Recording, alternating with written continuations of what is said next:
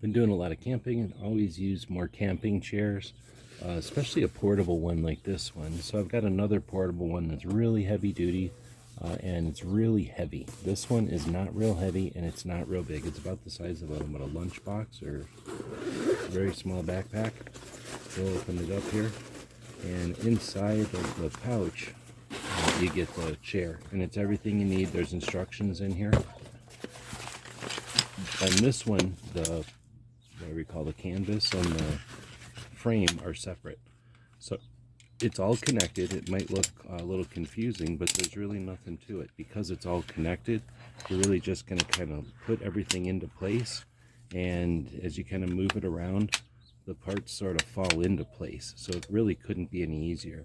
And as you move it around, as you see, all the poles, which are connected, are going to connect.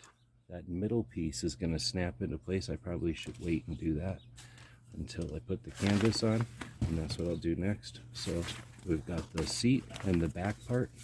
The back part has these little tabs which go over the seat uprights there, and then similarly up front, these little tabs go on, and once you put everything into place and snap it,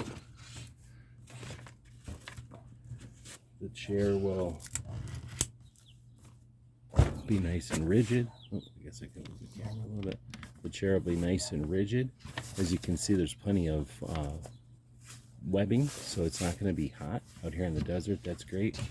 So this thing can hold almost 400 pounds, so it's strong enough for just about everybody. And we've got 4 feet, so unlike some of the tripod ones, this one's going to be nice and sturdy. Hope this helps.